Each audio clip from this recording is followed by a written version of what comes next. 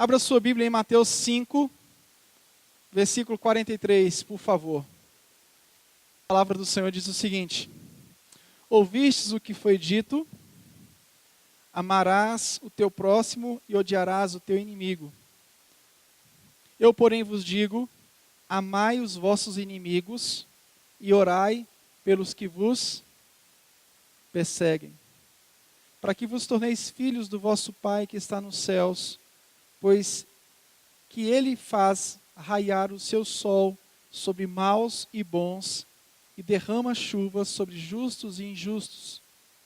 Porque se amardes os que vos amam, que recompensa vocês terão? Não fazem os publicanos igualmente assim? E se saudardes somente os vossos irmãos, que fazeis de notável? Não agem os gentios também dessa maneira? Assim sendo, sede vós perfeitos, como perfeito é o vosso Pai que está nos céus. Que eu diminua e o Senhor cresça, no nome de Jesus, nessa manhã. Pode se assentar.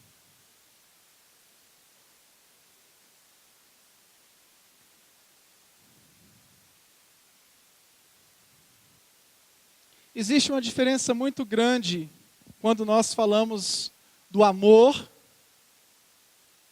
quando nós falamos da palavra amor e quando nós falamos da palavra amor conjugado com cristão, conjugado com Cristo. Muito se ouve falar, nós ouvimos muito falar na palavra amor. É algo que o mundo declara o tempo inteiro. O mundo sempre está declarando as conjugações do verbo amar. Você sempre vai ouvir pessoas falando sobre o amor. Até os jornalistas vão falar, até não no sentido de que eles não podem falar sobre isso. Mas de vez em quando você vê um jornalista falando do amor, quando ele noticia alguma coisa em relação à guerra. O objetivo dessa mensagem é fazer com que eu e você, no poder do Espírito Santo, compreendamos o amor cristão. O amor cristão é incondicional. Diferentemente do amor deste mundo, deste sistema, que é um amor condicional. Então existe uma diferença quando nós falamos entre amor e amor cristão. Amor, numa conceituação comum, é algo que é condicionado a alguma coisa. E essa mensagem vai nos ensinar que amor é incondicional. É totalmente independente das condições que nós temos para retribuir ou não.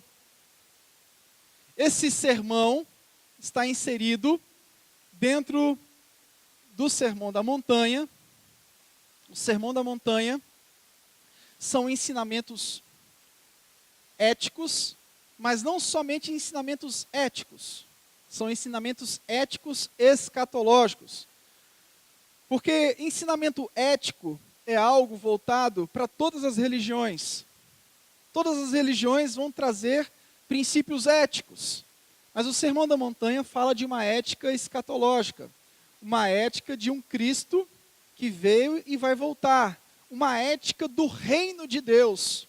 Não é uma ética comum. Não é uma ética voltada para as várias crenças, vários pensamentos, várias ideologias. É uma ética que tem sua origem no reino de Deus. Então, a ética que nós vemos de Cristo não é somente a ética de ser bons uns para com os outros, mas a ética que Jesus deixou no Sermão da Montanha é uma ética do reino de Deus. Significa dizer que o padrão de Deus foi estabelecido sobre os nossos relacionamentos. O padrão divino foi estabelecido sobre a vida do homem que é alcançado pela graça de Jesus Cristo. O texto fala, no versículo 43, ouvistes o que foi dito. Vocês estão lembrados que nas outras mensagens, no versículo 21 do capítulo 5, quando Jesus fala do homicídio, ele também fala a mesma coisa. Ouvistes o que foi dito. Quando Jesus fala do adultério, ele diz também da mesma forma, ouvistes o que foi dito. Quando ele fala dos juramentos, ele disse, olha, vocês ouviram o que os antigos disseram, da vingança, ouviram o que eles disseram, e agora Jesus sempre vai colocar, eu porém vos digo. Esse eu porém vos digo não significa dizer que Jesus esteja destruindo o Antigo Testamento, não. Esse eu porém vos digo é no sentido de Jesus estar explicando o que muitas pessoas do Antigo Testamento não entenderam. Eles não entenderam qual era a finalidade da lei. A finalidade da lei não era simplesmente proibir que uma pessoa matasse a outra com uma faca. A finalidade da lei era impedir que as pessoas não se matassem com o pensamento. E Jesus explica então qual é a finalidade da lei no Sermão da Montanha. Porque a finalidade da lei não era fazer com que a pessoa simplesmente deixasse de praticar algo fisicamente. A finalidade era fazer com que as pessoas não praticassem atos pecaminosos no seu interior.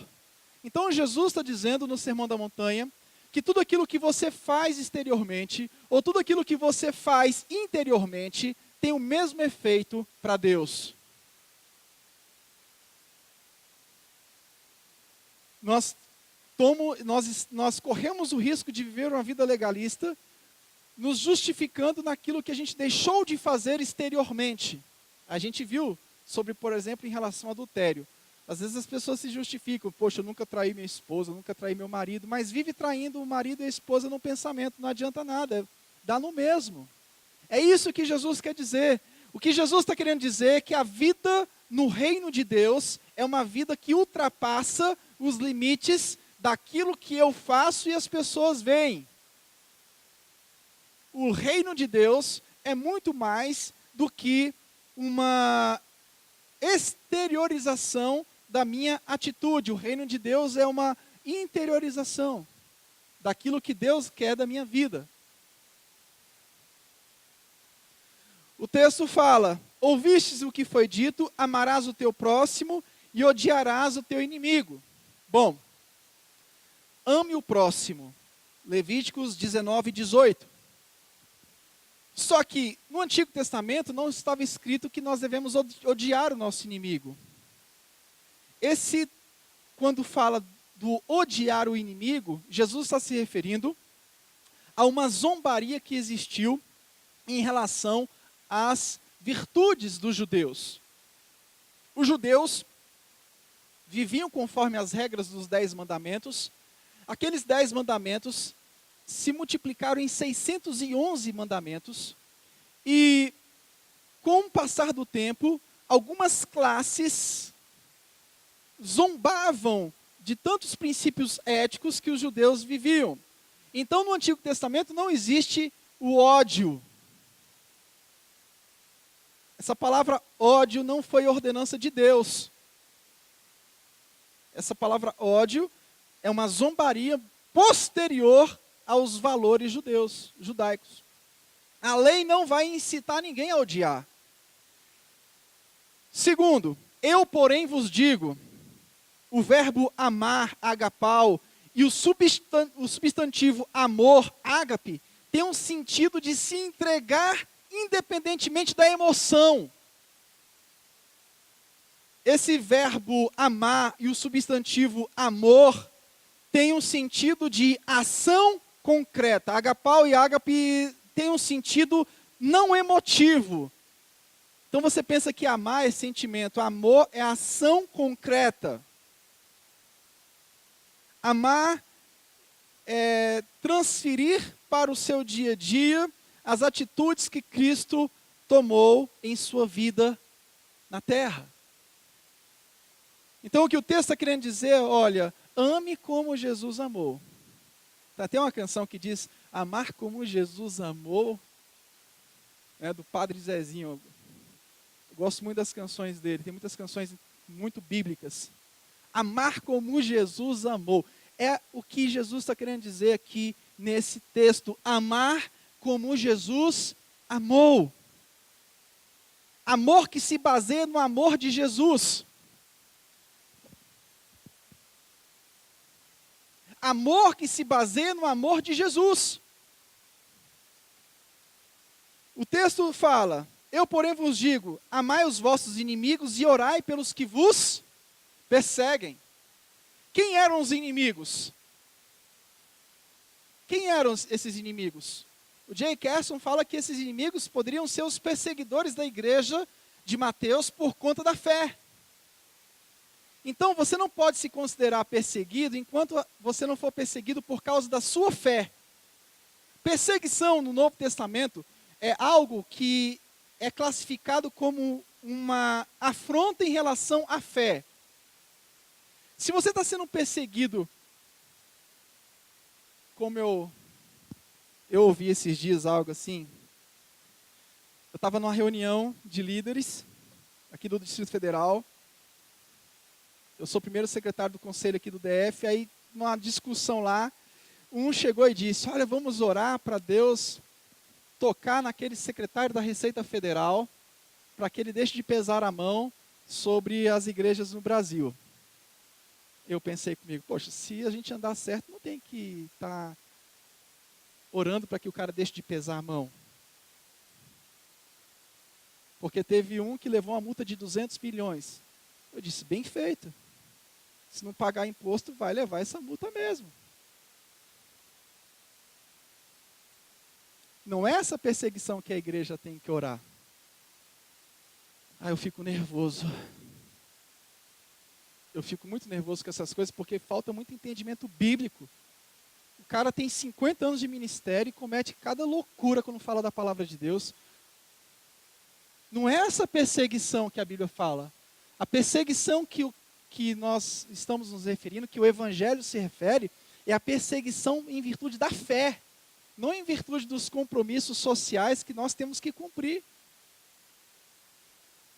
As pessoas têm mania de jogar tudo para Deus ou jogar tudo para o diabo. E nunca se responsabilizam em relação àquilo que tem que se responsabilizar.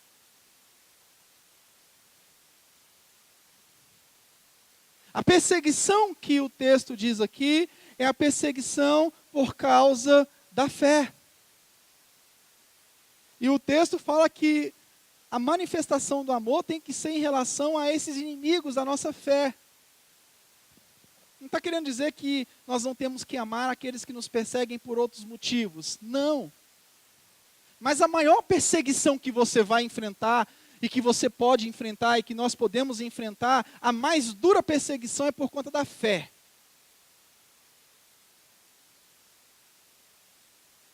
Família. Dura é a perseguição da família. A família está ligada à fé. Você anda nos shoppings e você tem que ver cenas de adolescentes beijando adolescentes. Se fosse de sexo oposto, mas de sexo igual. Você fala, meu Deus, tem misericórdia dos meus filhos. A afronta à fé é muito grande no mundo contemporâneo. As pessoas estão pegando a Bíblia e rasgando. Viver o Evangelho nos dias de hoje não vai ser uma tarefa tão fácil. Vai ser fácil para o Evangelho de entretenimento, de show. O Evangelho de conquista, de vitória. Para esse aí vai ser fácil, porque esse aí vai aceitar tudo. Esse aí não vai ter outro jeito a não ser aceitar as coisas que vêm de fora. O texto fala, para que vos torneis filhos do vosso Pai Celeste. É no sentido de que a nossa filiação em Deus, através de Cristo, é segundo o caráter dele. Por isso que esse texto é inserido na teologia de Mateus, que fala sobre o reino de Deus. Mateus vai falar sobre o reino de Deus. E é justamente isso que Jesus quer nos ensinar, que essa filiação é modelada segundo o caráter do Pai. Por isso que ele pega os discípulos e ensina lá no monte. É por isso que existem esses ensinamentos, para que os discípulos entendessem qual eram os aspectos da filiação em Cristo Jesus no Pai. Essa filiação, ela nos dá direitos, mas cuidado, não só direitos.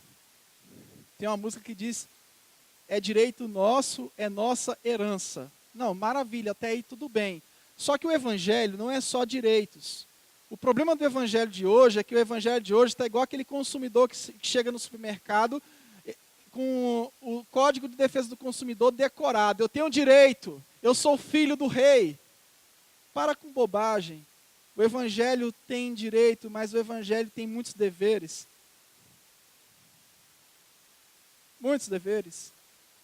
O dever de se tornar, de viver aquilo que Cristo fez por nós, nos filiou a Deus. Então, se Ele nos filiou a Deus, eu não tenho somente o direito de declarar.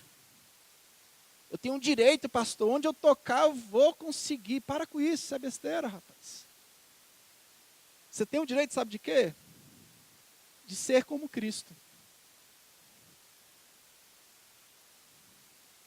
O nosso direito é esse.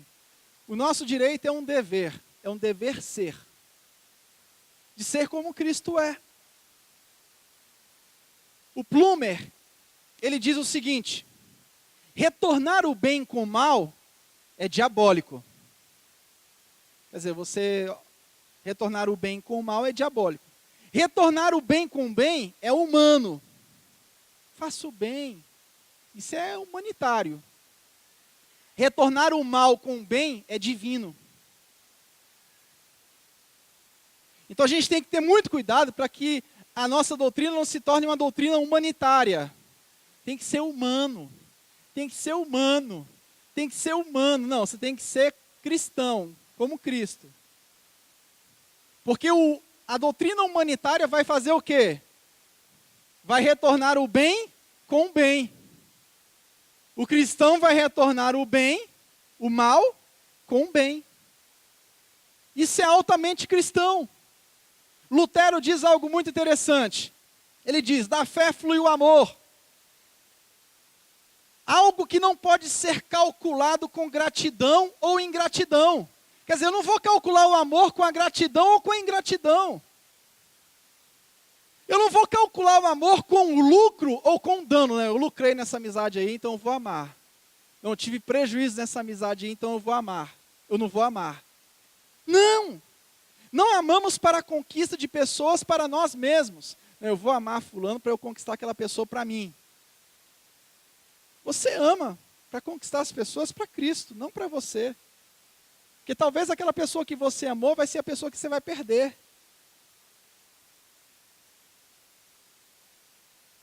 Você não ama para que as pessoas cheguem até você. Se elas chegarem a você, amém, glórias a Deus. Mas se elas não se chegarem a você, você perdeu. O amor não distingue amigos de inimigos, nem de gratos e ingratos. O que você mais vai viver na sua vida é ingratidão. Você ajuda uma pessoa aqui, ajuda outra ali, uma pessoa retribui e 10 se viram contra você. E o que você vai fazer? Não, pastor, não vou ajudar mais não, porque eu ajudei muito e levei muito na cara. Quem já disse isso? Eu já disse isso muito. Eu já ajudei muito, levei muito na cara. Você sabe que muitas pessoas têm bloqueio de relacionamento porque foram frustradas com relacionamentos e dizem, e se fecham. Tem muitas pessoas que se fecham. Elas não conseguem desenvolver um relacionamento por muito tempo. A amizade é muito limitada. A amizade, ela tem um tempo certo. Ela às vezes decepciona o próximo, não é porque ela quer decepcionar, é porque ela não quer se envolver mais, ela não quer se aprofundar mais, porque ela já se aprofundou tantas amizades e levou tanto na cara, ela teve tanta frustração na vida, tanto tapa, tanto murro, tanto ódio, que ela diz, não quero mais saber de me relacionar. Não quero mais saber de igreja, não quero saber mais de nada, de ninguém, de irmão, de pastor, de nada. Para mim ninguém presta, ninguém vale nada. Opa, alto lá. Nunca se esqueça que o amor que você tem que desenvolver não é o amor pelo amor.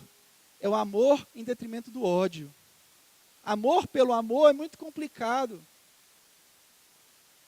Amor por amor é muito complicado. O amor é aquele que distribui com total liberdade. O amor desperdiça tudo com ingratos, é o que diz Lutero, interpretando esse texto. O amor desperdiça tudo com ingratos. Você fala assim, eu vou gastar meu tempo? Eu vou gastar meu tempo?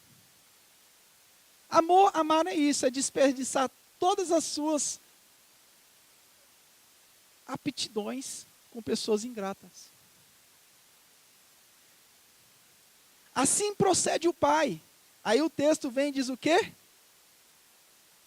Que o pai faz nascer o seu sol sobre maus e bons. Olha só, gente, o que o texto está dizendo? Que o pai faz nascer o sol sobre maus e bons. Significa dizer que eu tenho que gastar tempo com pessoas boas e com pessoas ruins. Pessoas más.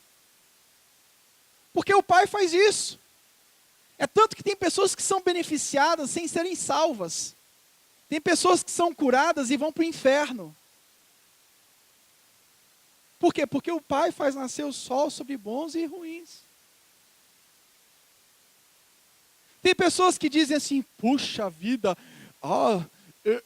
eu fui no local, Deus curou tantas mil pessoas. Rapaz, isso é a graça comum de Jesus. É a graça comum, isso ele faz mesmo, ele cura mesmo. Salvação é outros 500. Pastor, eu fui em tal lugar, eu coloquei a mão, a multidão recebeu a cura do Senhor. Você está se vangloriando porque a multidão recebeu a cura do Senhor? Você tem que se alegrar quando uma pessoa se converte a Cristo. Quando a pessoa diz assim, pastor, que dia que é o batismo? Quero passar pelas águas, confirmar minha fé publicamente. Aí sim eu digo, glórias a Deus, aleluia. As pessoas ficam se vangloriando porque fizeram um apelo, vieram 50 pessoas à frente. Apelo é um negócio muito perigoso, porque você sabe que toda religião, ela tem um apelo em relação ao sofrimento. O marido saiu de casa, o filho está doente, está desempregado. Tudo isso leva a pessoa a levantar a mão, não só para o cristianismo, mas para vários tipos de religiões. Cuidado com apelo. Por que a gente não usa apelo aqui? Porque a gente sabe que apelo é muito perigoso do ponto de vista da história das religiões. Uma pessoa perde um ente da família e alguém diz, vamos lá no centro espírita porque você vai ter um contato com o seu filho, com a sua irmã, com o seu pai, ele vai escrever para você. E o que aquela pessoa vira? O que aquela pessoa vira? Espírita. Cuidado com os apelos, porque os apelos são altamente religiosos. Os apelos, eles vão na emoção. Os apelos trabalham muitas vezes o problema da pessoa. E o evangelho não trabalha problema. Porque talvez a pessoa venha para o evangelho e ela continue com o mesmo problema. Talvez a pessoa venha para o evangelho e piore um pouco. Porque ela não era perseguida, agora ela passou a ser perseguida. Talvez a pessoa venha para o evangelho e a vida dela fique pior, complique mais. Porque agora ela vai ter que deixar a corrupção. Ela vai ter que começar a recolher. Se é empresário, vai ter que começar a dar nota fiscal. Piora. Porque você começa a falar, rapaz, eu quero viver a verdade. Eu não posso viver na mentira. E o negócio começa a piorar. A coisa começa a ficar mais difícil. É isso que o evangelho faz na nossa vida. Mas o apelo religioso é, pare de sofrer. Venha, porque vai voltar marido, vai voltar mulher. E quantas pessoas eu já vi que o marido não voltou e a mulher não voltou? E sabe o que elas fizeram? Vou-me embora. Vou procurar outra religião que me ofereça algo mais forte. Cuidado. Cuidado, meu filho. Cuidado. Cuidado. O texto fala depois Porque se amardes os que vos amam, que recompensa vocês terão? Não fazem os publicanos da mesma forma? Amar de forma superior ao padrão comum é o que o texto está querendo nos ensinar. Amar de forma superior ao padrão comum. O reino de Deus é isso, gente. O reino de Deus é um amor num padrão divino. O Sermão da Montanha faz isso comigo e com você. Eleva o nosso padrão de vida. E você diz, pastor, não vou conseguir cumprir tudo isso. De uma vez, não. Mas o Sermão da Montanha não fala para você cumprir tudo de uma vez. O Sermão da Montanha nos ensina para que você não deixe de escalar a montanha. Não deixe de caminhar. É uma perseguição diária, constante. É um padrão elevado? É. Eu reconheço, nós reconhecemos que o padrão do Sermão da Montanha é muito elevado, mas é o padrão do reino de Deus. Por que que o padrão do reino de Deus é elevado? Porque o padrão do ser humano é um padrão mediano. O padrão mediano é aquele que satisfaz os anseios de quem está vendo a sua atitude ou não. O padrão do reino de Deus é aquele que diz o seguinte: bom, aparentemente eu sou santo. Todos estão vendo que eu sou santo. Estou de mão dada com a minha mulher, estou com os meus filhos, estou assim, estou assado. O padrão do reino de Deus não é esse padrão de você estar com a sua mulher de mão dada com os filhos indo para a igreja. O padrão do reino de Deus é o padrão da sua santidade num momento que ninguém está vendo. O padrão do reino de Deus é isso. Trabalha aquilo que ninguém vê.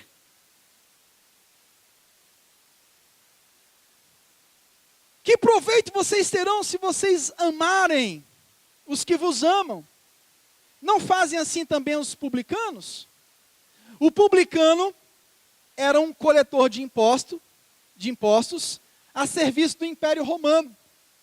E eles eram odiados pelos judeus pelo fato deles se associarem aos romanos num processo de aumento de impostos constante. Eles, em virtude disso, eram desprezados, porque os judeus consideravam eles como traidores. E o texto vem e fala: os publicanos fazem o mesmo. Eles amam os que os amam. Até essas pessoas fazem o mesmo. Essas pessoas que traíram vocês têm o mesmo padrão que vocês. Os publicanos têm o mesmo padrão que vocês têm. Só que a chamada do Evangelho é ter um padrão superior.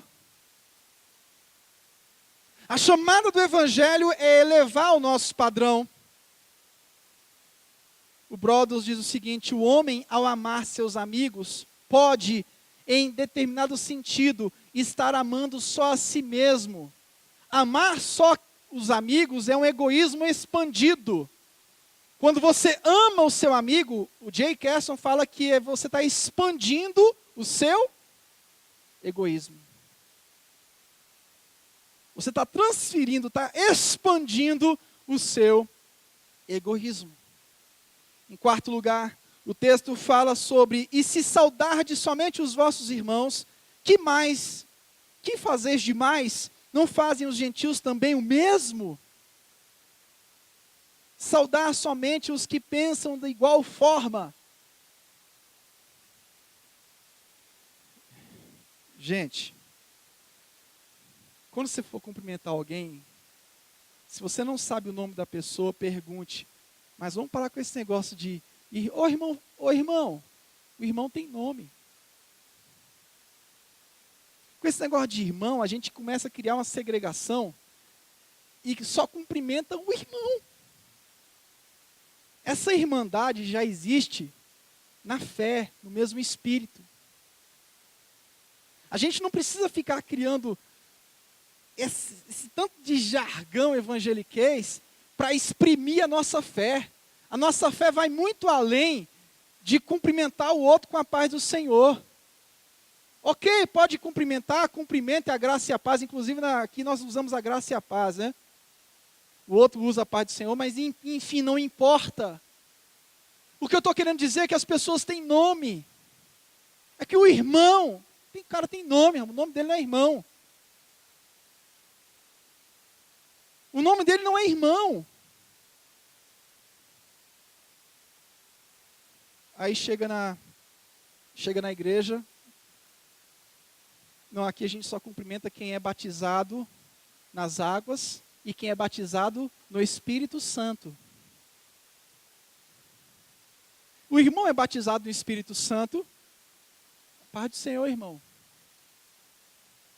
O irmão é batizado nas águas, eu cumprimento. Agora o irmão que não é batizado, a pessoa que não é batizada nas águas, não é batizado, enfim, não cumprimente não, porque é gentil. O texto está dizendo o quê? O texto está dizendo o quê? Fujam disso. Fujam dessas religiosidades que não vai te levar para lugar nenhum. Fujam dessas coisas. Não estou dizendo para você parar com isso, não. Dizer irmão, não. A gente usa isso, mas a gente tem que tomar cuidado com essas coisas. Que essas coisas começam a ofuscar a nossa fé de tal forma que a gente fica tapado. Saudar somente os que pensam de igual forma. Eu tenho um amigo padre, colega padre. Vocês sabiam disso? Vocês sabiam disso? Vocês sabiam disso? Com divergências doutrinárias, sim. Mas é colega, amigo. Eu já preguei na igreja católica, vocês sabiam disso?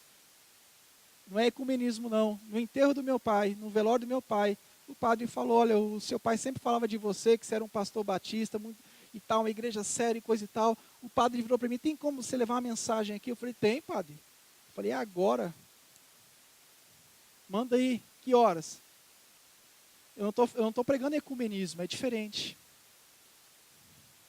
É totalmente diferente. Tem irmãos que são espíritas. Vou deixar de ir na casa dos meus irmãos espíritas, porque ali é diabo puro. O pastor de vocês tem alguns irmãos que são espíritas, irmãos de sangue que são espíritas. E direto eu estou indo na Bahia, assim, sempre, direto não, mas sempre eu estou indo lá para pregar, em algum casamento, em alguma celebração, eles sempre estão me chamando. E você acha que eu vou deixar de ir? Não. Não. Pastor, e a batalha, meu irmão, para com isso. A batalha fica feia para o cara que não anda em santidade, para a pessoa que vive no mundão, no pecadão. Aí a batalha é feia mesmo. Não se preocupe com isso, não. Eu não estou dizendo para você também pisar seus pés em qualquer lugar. Não estou dizendo para você se tornar uma pessoa descuidadosa. Não. Não. A gente tem divergências sérias, bíblicas sérias, mas eu não vou deixar de estar no churrasquinho com os meus irmãos. Tomar um café com a minha tia. Pensa totalmente diferente de mim.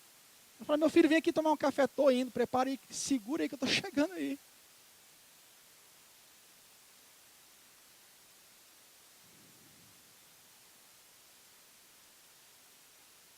Saudar somente os que pensam de igual forma. A gente vai estar agindo, se a gente fizer assim, a gente não vai estar agindo acima do padrão. O Stott diz o seguinte, a vida da humanidade caída baseia-se na injustiça bruta, em vingança. A nova vida redimida baseia-se no amor divino. A vida humana caída é bruta. O novo padrão trouxe para nós o padrão de Deus. Em último lugar, o texto fala, portanto, sede vós perfeitos como perfeito é o vosso Pai celeste. Sede vós perfeitos como perfeito é o vosso Pai celeste. O texto fala de um verbo que significa um completo compromisso com o Senhor. É a maturidade, a fase adulta na fé. O texto não está querendo dizer que a perfeição ilimitada é o nosso alvo. Não. Nós sabemos que estamos ao longo da vida consertando os nossos passos conforme os passos de Cristo. O texto está querendo dizer o que Paulo diz. Não que eu já tenha alcançado, mas eu prossigo. Eu prossigo para o alvo. Eu prossigo. Esse texto não está querendo dizer que você é perfeito, presente. Esse texto está querendo dizer que a perfeição é uma busca que não pode parar. O objetivo do Sermão da Montanha, meu irmão, é nos ensinar que esse aperfeiçoamento é algo que acontece na vida cristã dia após dia. E eu queria encerrar com duas colocações, duas implicações práticas desse texto. O que Jesus nos ensina aqui é que o amor deve fazer muito mais do que a nossa obrigação. O que Jesus está nos ensinando aqui é que o amor faz muito mais do que a nossa obrigação. A nossa obrigação é de sermos politicamente corretos. O amor vai muito além disso. Segundo, este foi o testemunho de Cristo Jesus. Buscar o amor perfeito do Pai e agir assim. E nós somos filhos de Deus. Agimos como Jesus, para que outros vejam a luz de Cristo e sejam libertos das trevas deste mundo. Agora você vai compreender esse texto. Você ama, não é para que as pessoas sejam atraídas a você. Você ama para que as pessoas vejam Cristo e sejam libertas das trevas pela graça do nosso Senhor e Salvador Jesus Cristo. Tudo que você faz, meu irmão, tudo que você faz não é para atrair para você seguidores, os meus discípulos. Para com essa besteira de ficar falando que os outros são seus discípulos, rapaz. Os discípulos de Cristo. Pare com essa ladainha, esse é meu discípulo, esse é meu discípulo. Não, você não está entendendo. Olha, tudo que você faz no cristianismo é para que a luz de Cristo brilhe nas trevas daqueles que estão ao seu redor, meu querido. O texto está querendo nos ensinar isso, meu irmão. Não é para você, não é para mim.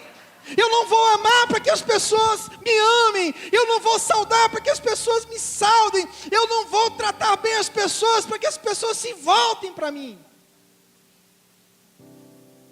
Tudo que eu fizer ao meu próximo tem um objetivo: que o meu próximo seja impactado com a mensagem do Evangelho.